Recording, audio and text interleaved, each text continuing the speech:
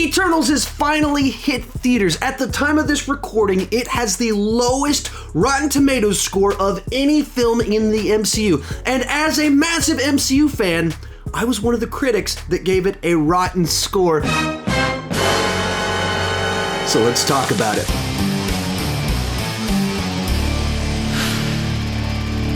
Hi, my name is Sean, and I love to talk about movies way too much. With that in mind, go ahead and join me down below in the comment section. Share your spoiler-packed thoughts on Eternals.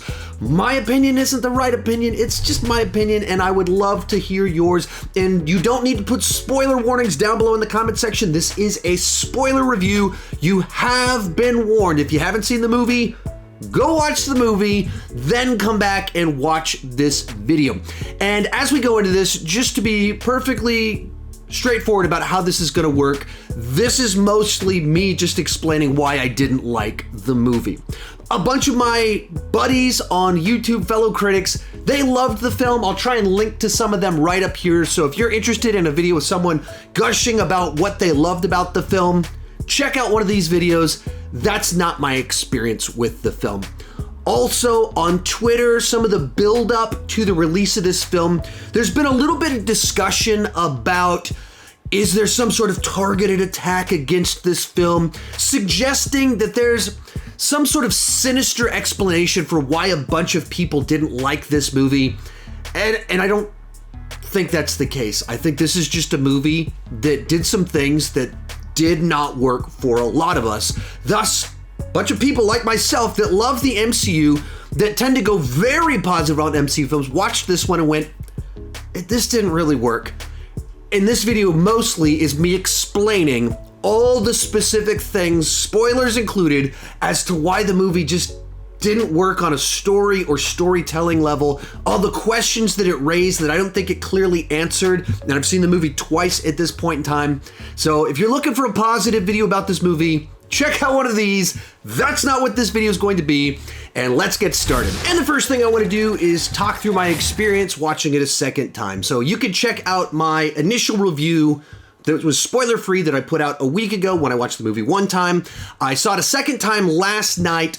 Obviously, having already seen it, my expectations were properly acclimated. I knew what to expect going into the movie. I knew which things bothered me as I was watching it, and I was wondering if, knowing where things were headed, would it kind of fill in some of those gaps? Would the movie play better? Would the payoff work more? Would it tug at my heartstrings in a more effective manner? Watching it a second time, honestly, it only affirmed every criticism that I had about the film. As I was watching it, it even more so, it felt like we were just jumping into the deep end without really knowing how to swim quite yet. I mean, it just dives into so much mythology and starts on this adventure with all these characters that we don't really know.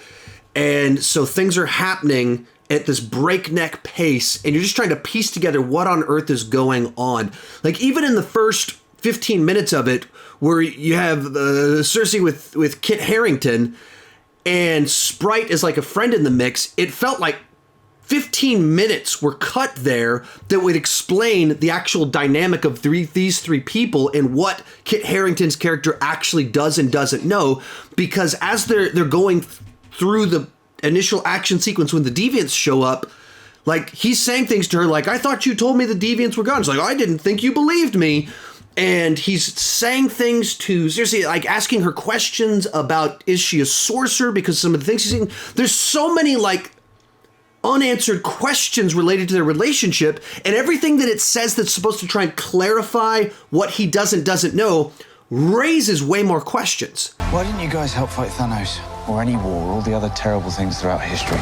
And the whole movie plays like that, of you just dive into a sequence where you don't fully know exactly what's going on, who characters are, or why they matter. And then you see all these characters in the flashbacks that you're not even introduced to for like 90 minutes.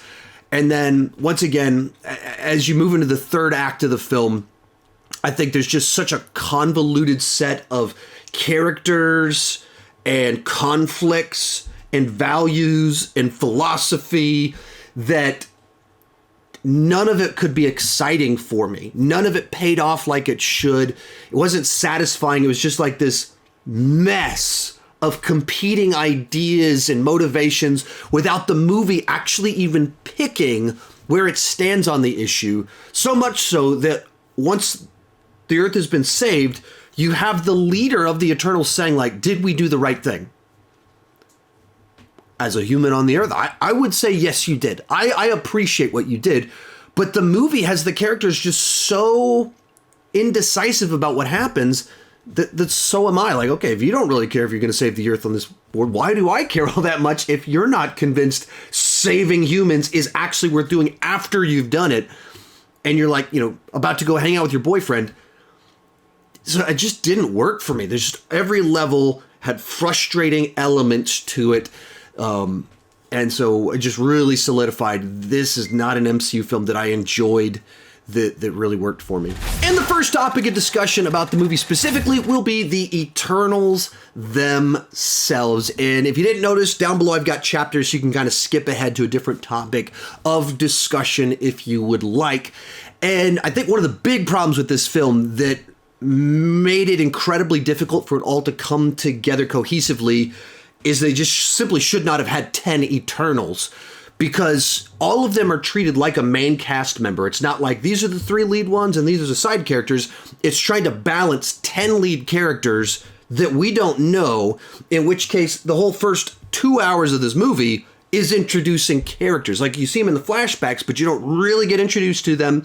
Their impact on the story in the present timeline and what their motivations are, their value set, their virtues, where they've kind of fall on the main conflict, until 2 hours into the movie, because there's so many characters that we have to meet.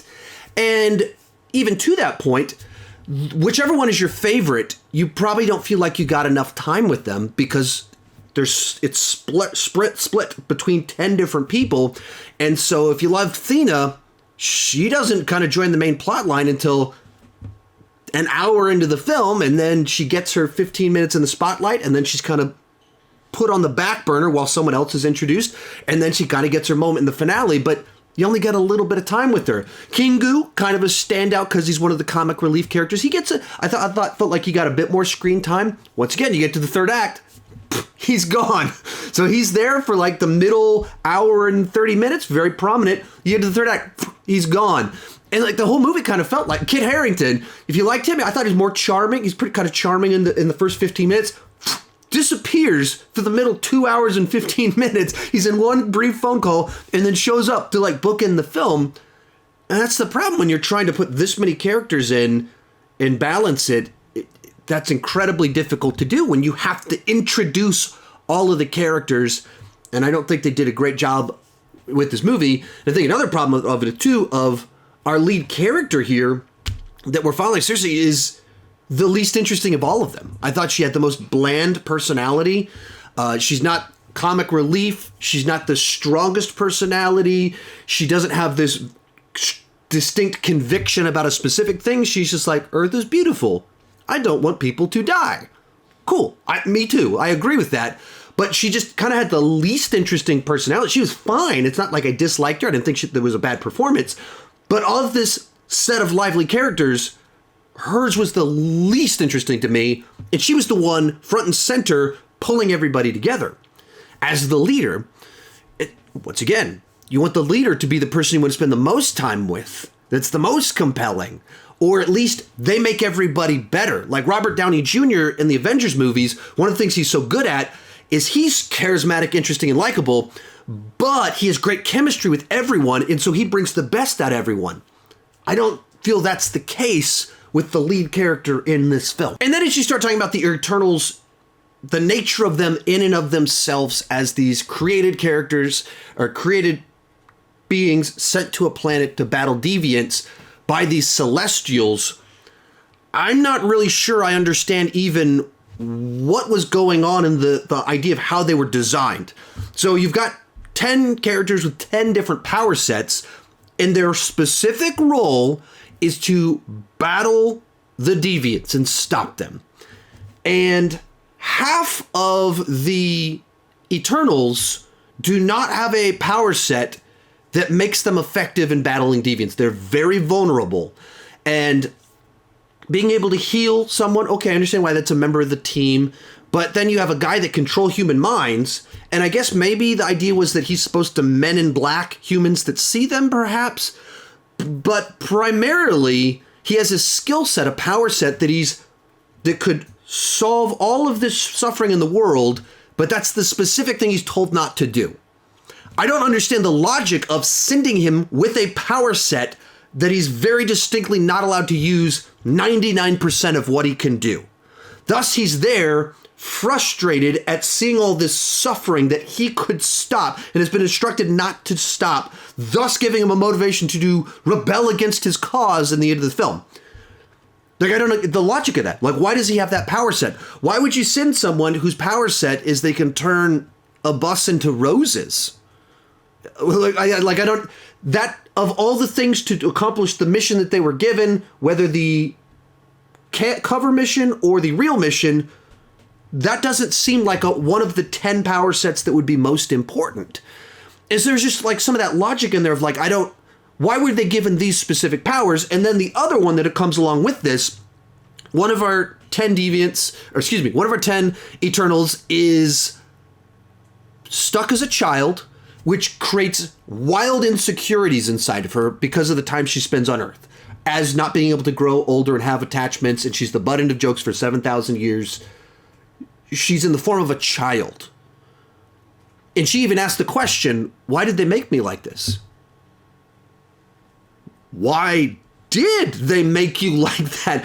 In light of the mission you've been given, the real one or the cover for it, why would they do that? Once again, makes you make bad choices because you are insecure about something that does not help you in a way towards your mission. Why did they do that? That is a very good question. Just posing the question in the movie does not resolve the issue of why did they do that? How does that help them? This is a designed being, designed creature for a specific mission on a planet. Why would you do that? Why did they do that? And like, I think the movie's trying to tackle like these philosophical questions of like, why are we born the way that we are? And why do some people have certain setbacks? But this is not a context where it even makes sense to do that. It's not a story that's designed to be able to truly explore that in a meaningful way, because it's not really comparable to the human experience in the exact same way. Like it's not, doesn't really cross over. So whatever thematic idea of like, why am I the way that I am?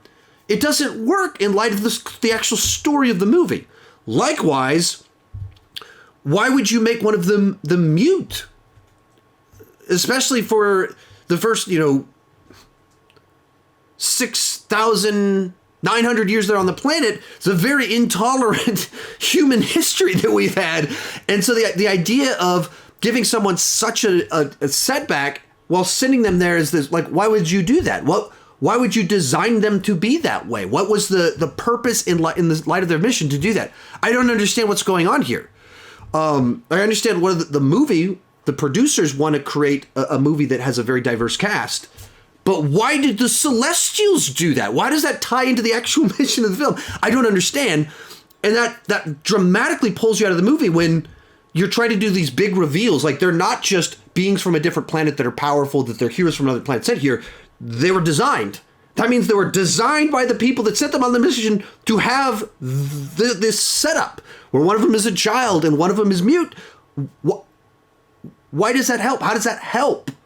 I don't understand where they're going with this in the logic of the film itself. Next thing to talk about, the storytelling. If you watched my spoiler-free review, that's the big thing I focused on, is that with the amount of characters, plot lines, themes, ideas that are thrown in there, it's just not able to sustain all of this. The story and the storytelling crumble under the weight of its own ambitions. And a big part of that is the movie feels like a sequel to a film that we haven't seen. Generally speaking, when you do let's get the band back together plot line, they did it with the Muppets, they did it with Anchorman 2, did it with tons and tons of movies where it's like, all right, let's get everybody back together. You already know the characters, and so then you have a couple of long sequences where you meet up and play catch up, and then it montages through meeting the other 8 people that you're bringing back in. But we've never met these characters before. So then you have to spend 2 hours getting the band back together. so we can learn who everyone is, what their power set is, what their connection to everyone is, what's like their dramatic issues with other people, their friendships, where's the tension. So it takes 2 hours just to get everyone back together so we can have the climax. So having seen it the second time I watched it, I realized the plot to this movie is incredibly simplistic. The Eternals discover that the Deviants have returned, and in their quest to stop get the band back together to stop the Deviants, they learn their true purpose on the Earth and decide to try and stop that. Like that's the whole movie. It just takes 2 hours to get the band back together, but there's not like a ton of twists and turns in what actually happens. There's a couple reveals about what's going on with Icarus and what happened to Ajax, but it's only like one little twist turn. Otherwise, it's a very straightforward linear plot line, just with too many ideas, too much philosophy, too many characters, too many backstories for this one thing. So it takes a very long time to get where it's going. And because you want to have the rightly paced out action sequences and you want to meet the characters at a certain point in time, it tells it in a non-linear fashion. So one of the first things that happens is we learned that a character we haven't even met yet is dead. Like you show up in the first 15, 20 minutes. We've only seen this person in flashbacks, not really in character moments. We don't really know the dynamic of how people care about this character, and they're killed off.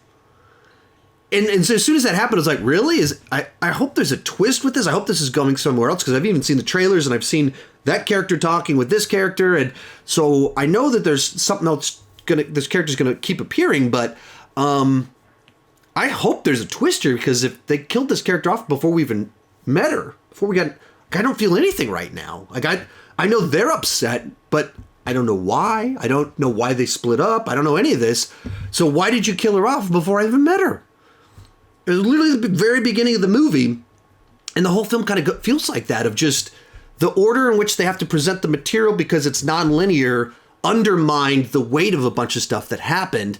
And it also makes it so the story takes a very long time till characters are introduced in the present, where, you know, the last of our two people that joined the team on to get the band back together, it's over 90 minutes into the movie. Like, I didn't check the time, but it had to have been over 90 minutes into the movie, and it just takes forever for it to happen. And the movie doesn't really know when to reveal its set of twists and turns, and so it reveals, like, kind of in the dead center of the movie, like, oh, the Earth's gonna die soon, and we're kind of responsible for it, and we're not actually heroes on the Earth. We're actually like the villains here. And it presents this information, and then it doesn't. People don't like really respond appropriately to it. Like, the Earth's gonna end in 2 days. That the weight of that is not what any of these characters are feeling.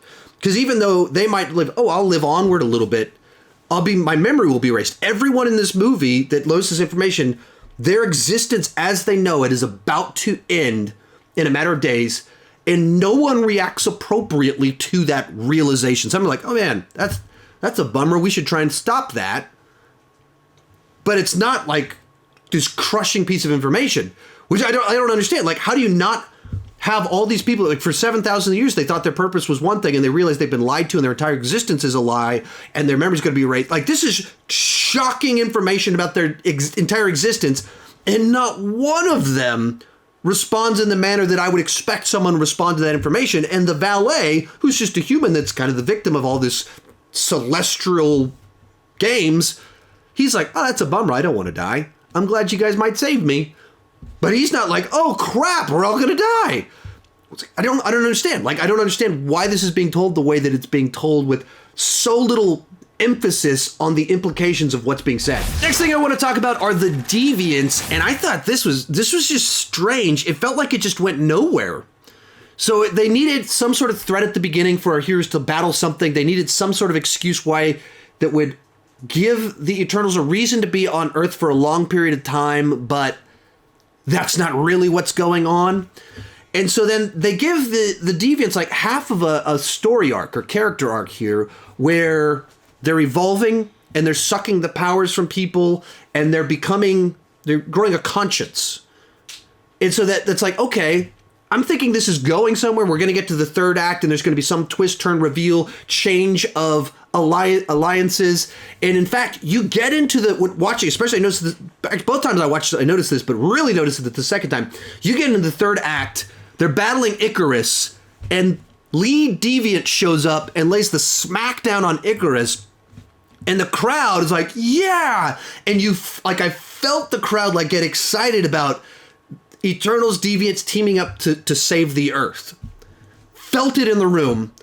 And immediately the movie throws a wet blanket over its own, the excitement that they've built.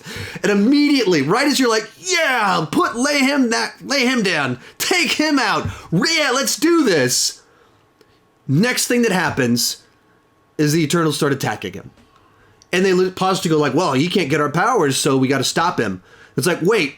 You just had all this conversation over the last 15 minutes about needing powerful sources, teaming up, Unimind, or the Brainstorm, and you're thinking like, oh, this guy over here has two immortal Eternals in him, his own power set. Oh, okay, right, okay, he'll be the missing piece and he'll evolve in some way, and his evolving conscience will make him grow and change. Maybe he'll apologize for what he's done now that he's self-aware. He realized he's a pawn in this. He says that. We're all just pawns. No, none of that.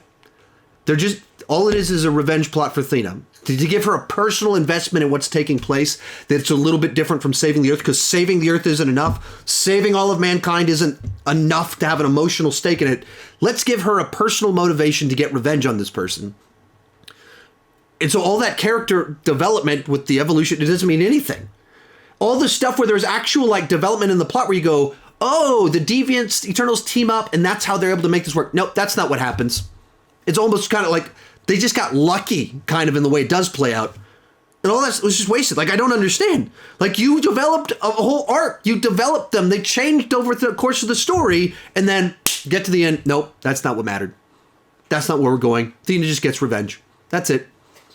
Oh, you thought they were going to team up? You were excited when he took out Icarus? No, that's not where we're going. I don't understand. Like, and this is why I don't go into a Marvel movie wanting to trash it. But like I see all these people that loved it. I just had a totally opposite experience watching it. I was watching it just so frustrated in every sequence, being like, why is this happening? Why isn't this happening? I don't understand. What? Wait, that didn't go anywhere? Wait, that's what you're doing with this? Wait, that's your explanation for how they were able to be victorious? All this stuff you actually set up isn't what matters? It's just, oh yeah, I was able to actually pull out of the Celestial. That's why.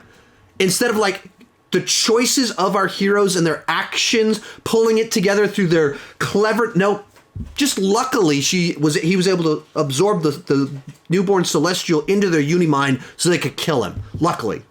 Okay? I just see that and I go, what? This is a muddled mess that's needed a lot more time being rewritten. Next up, the bizarre central conflict of the third act. And this is one that might almost be the thing that kind of snapped the whole thing for me, is that I go to a superhero movie to root for heroes saving the Earth, root for whatever they're trying to do, stop the bad guys, save the city, save the planet. And in order for that to work, there needs to be kind of some clarity as to what the heroes are and aren't trying to do, and what isn't the right thing to do. And when you're able to construct a great narrative where you have the heroic payoff and the satisfaction of good guys winning, or a bittersweet victory, or maybe the heroes lose, like in Infinity War, but it feels like it's clever and it's earned. But it's even better if you're able to have that satisfying moment, but have some sort of moral complexity to it, where there's a little bit of a question of like, what's the right thing to do here? And this movie tries to build that, like, should they or shouldn't they do this? Let's have different perspectives on this, because let's build out this gigantic worldview or belief, like this whole system about how the universe works and how it's fueled by these celestials being born and its role with the Earth, and life comes from death and restructuring of matter, all this fun stuff. Maybe not fun stuff in the case of if the Earth is destroyed, but this big gigantic ideas about how the universe continues onward and Earth's place in that story. And thus there's this morally complex third act of like, is it right or wrong for the Earth to be saved or not? Should the Celestial be allowed to be born, or should planet Earth be saved? And it plays as if we're supposed to have like who's right and who's wrong situation. But given that the entire audience for this movie are humans on planet Earth, I'm not really sure which humans are siding with Icarus. Like, I think he had a pretty good point. I think he has a good point. He was lied to, sent on a mission that's a suicide mission where everything that he did was to lie to the people around him to kill all these humans he's lived with. Like, that's what he's sent for. But, like, maybe he's got a good point that he should do that. And he shouldn't feel betrayed. Maybe I'm on his side. No one in the audience is on his side. And you get to the end of the movie after humanity has not been killed off. And you literally have Cersei saying, like, did we do the right thing? Well, that's not an insecurity that anyone in the audience has. We're all like, good call. I agree with you. Good job keeping me from dying. And so it's like it tries to do a morality play with like who was right, who was wrong. Which side were you on? Where there's no ambiguity for the audience. It just doesn't work. It rings entirely hollow. And so when you have lines of dialogue where Cersei at the end of the movie is like, I don't know if I did the right thing, it makes you not be able to really root for her. And likewise, there's, Kingo, he was a lot of fun throughout the movie. And you get to a point in time where he goes, hey, man, Icarus is a jerk. I'm not going to team up with him, but I think he's right. So I'm going to sit this one out. Hey, Valet, come on with me. Let's go back and watch some movies while the world ends. This moment just rings so bizarre. Like, okay, now I hate that guy because he doesn't care that we're all going to die. He just said, I love this planet. But I love these people, but it's not the right thing to do. And he takes his valet with him. His valet seems cool with the fact that he's not going to try and save the Earth. And what gets even wackier, the next scene, like the next line of dialogue in the movie, I don't remember exactly how it plays out, but basically someone says like, if you love of someone, then you protect them. It's like 30 seconds later, that's a line of dialogue in the movie. 30 seconds after a character said, I love this planet, I'm going to let it burn. Like, the movie can't even make up its mind as to what its belief system is, how things work. And so Kingo, who would be a fun character, literally sits out the third act. And then at the end of the movie, he shows back up. He's like, hey, buddies, let's high five. And it plays out as if like he joined in. Like, it's like as if, Kumail Nanjiani was busy. And he was like, man, I don't want to shoot the next 2 weeks to do the third act. Just write a line of dialogue about how I'm going to go back and just, hang out while all this happens. That's all. I'm going to sit it out. Like I kept waiting for him to show up in the third act. Nope. He just disappears. So it's just like such a messy morality to do that. And even if you just stop and think about even what's going on in the third act, that they end up aborting a Celestial's birth in order to save the Earth that stops a bunch of galaxies from being created because like it's such a messy set of ideas that it's like what am I even saying right now? And so it really did not work for me in the third act. It was kind of that final piece of like, okay, is it all going to come together with an exciting third act? No, we're doing kind of the new thing where the Homelander deal, or the Invincible deal, where the Superman-esque character, the leader-esque character turns out to be the jerk, the bad guy, which literally we've seen multiple times over the last couple of years, and then have a big showdown. But the movie can't decide who's really the villain because, hey, he's just fulfilling his purpose. Celestials are trying to save a bunch of universes from being born. Celestial guy is just trying to be born himself. The Deviants are tools of the Celestials themselves. So no one's really the bad guy. It's just complex morality. Unless you're a human that wants to live, in which case it's really clear who it is. Like that's like my problem with the movie. Like, it's very clear to me who's in the wrong here. Which of these are not good people, which are clearly actively making bad choices towards me. But the movie can't decide that, which I have a problem with. Then I want to talk about just some bizarre character moments where it just felt like the movie very frequently just does odd stuff with characters where they just go back and forth, and it feels like the screenwriter forgot what they wrote 30 seconds earlier. So the one that most immediately comes to mind is with Fastos, who they introduce him as like, he won't join us. Like he gave up on humanity a long time ago. Cut to Japan, Hiroshima, right after the bomb is dropped. And he says, I did this, like owning what he did led to this moment. He's responsible. He set mankind down the wrong path. 2 sentences later, our mission was a mistake. They're not worth saving. So within 2 sentences, 15 seconds, he goes from I'm responsible, I did this, to they did this. They're not worth saving. How dare they? To next scene, he's married to a human and has a human child. And then 3 minutes after this, they show up and they're like, everyone is going to die. Everyone. You're going to disappear. They're going to die. That guy's going to die. And he's like, hey, I'm not going to do this. I'm not joining in, until his husband steps in and goes, oh, you should go. I don't understand this characterization. Like, I don't understand what you're telling me right now. I'm responsible. I shouldn't have done what I did. Like, this was my interaction. My intervention is what led to this outcome. I'm to blame. But it's their fault. It's their fault. They're not worth saving, even though I'm the one responsible for it. What? Well, he's given up on mankind. Except for the people that he hasn't. Well, they're going to die in a few days. Well, I'm not going to save them.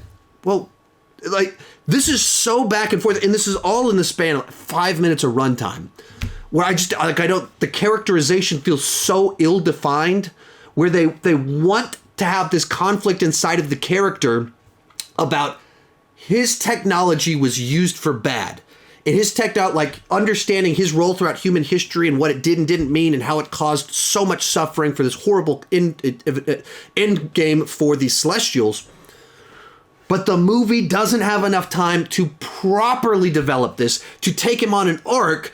And so in the span of a few minutes, he has to hold every position, every thought, and just jump between all of them in a way that just seems erratic, irrational. That's the problem with having 10 characters that you're trying to present 10 different worldviews with 10 different power sets, that 10 different ways that they relate to humanity. You don't have time to do it right. Perfect example of it right here. Next one that comes to mind, I already talked about this one mostly, but like Kingu. You spend 90 minutes with him in the middle of the movie. 90 minutes with him of like, I love mankind. He goes, but I think that, I think they all should die. It's not our job to change things. So you're all going to die. Sorry. What? Like, it just doesn't, like, it's one of those things that, like, when you tracking along with him all the way up to this moment where he's like, I don't think we should do this. You're like, where did this come from? That all of a sudden he learned he's been lied to. His existence was all fabricated, but I think everyone on Earth should die. And I'm not being sympathetic towards my valet, that I'm saying I'm not going to do anything to try and stop you from dying. I might have the ability to save you, but I'm not going to. But let's go hang out. What? What?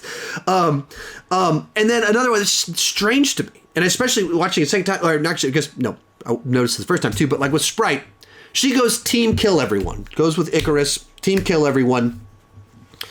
We get into the third act. She literally stabs Cersei in the back. Literally, metaphorically and literally stabs Cersei in the back. And is like, I never got to grow up, and so I'm going to put volcanoes everywhere, so you can't stop this. Then clonk, she gets knocked over the head. But she literally stabs her family member in the back. Of course, eventually she fails, and Earth isn't destroyed. And then the next thing that happens, Cersei rewards her with everything she's wanted this whole time. That she'll be human and grow old. Like, she's legitimately rewarded for trying to kill all of mankind, for being the villain, more so than even Icarus. She's actually villainous. Icarus is a true believer. He believes what he's doing is right. She's just mad about being a kid and in love with this guy that she can't have a relationship with because she's a kid. Like, she's mad about that. She's being childish. As she is a child, that's actually evil. There's no belief inside of it. So let's just believe what they're doing. She is doing this, gonna kill all of us, just because she's mad about being human. And she's rewarded with what she's wanted. Am I supposed to be sad? Like, oh man, that's emotionally satisfying. Instead of Thena learning to forgive the deviants that killed Gilgamesh, her best friend, that there's clearly strong bond between the two of them. They killed, and that maybe there could have been something there where Thena learns to forgive. Circe doesn't learn to forgive. She just rewards the person that stabbed her in the back. Like, I get, like, grace, forgiveness. I'm all for those things. But that's not what this didn't play out like a payoff of a character arc. Minutes earlier, she stabbed Circe in the back so that I can die. And then she's rewarded with what she wants. I don't get it. I don't like, am I supposed to be excited in that moment? Like, yeah, that's awesome that she gets what she wants. And then a few minutes later, we're like joking around about her going off to school to be with a bunch of students that she wanted to die 2 weeks earlier. Last little segment on here. Let's talk about the post-credits scenes. And they're teasing follow-ups to this movie, but they're pretty deep cuts as actual comic book lore stuff. So the first one, we have our escaping Eternals that didn't get taken away by our Celestial. And then out of the blue, Patton Oswalt rolls out as drunken announcer guy, announces this guy, walks out.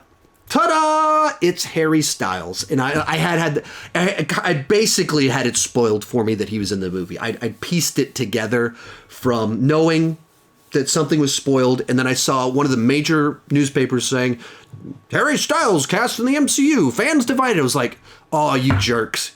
That's what it is. I don't know who he is, but you ruined it. Harry Styles is the guy that walks out. So he walks out, and he's a character I'm not familiar with. I assumed he was lying when he said all that stuff. Turns out, no, that's what the character really is, what he says it is. So I guess that's fun, that this character's that's the opposite of Thanos being related to him. I guess that's cool. But so nice to see Harry Styles. The girl next to me last night freaked out. I was like, it's Harry Styles! It's Harry Styles! It's like, okay, wow. I'm guessing like 75% of the audience is going to be like, cool, it's him. 25% are going to like, ah! In particular, people that were in high school 10-ish years ago.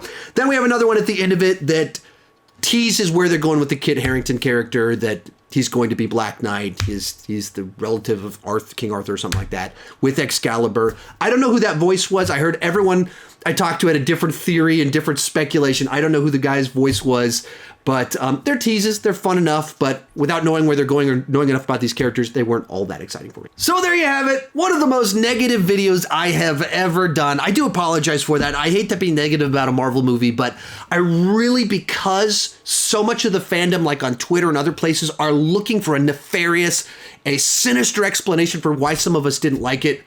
I just thought it was important to, like, here's specific plot things that for me just didn't work. It didn't pay off right. It felt awkward. It was strange storytelling. So I wanted to say exactly what they were and why I didn't like it. And that requires you to go more negative, and some of it is to try and balance out what the internet's saying. They're trying to come up with theories and explanations where face value is the best one. Some of us don't think the story and storytelling worked. And a lot of people are going to feel that way. And a lot of people are going to disagree with me and absolutely love the movie. That's my take on it. I didn't like it. Seen it twice. Second time solidified. I did not like this movie. In case you didn't notice from 45 minutes of trashing it. Thank you so much for watching, and keep talking movies too much.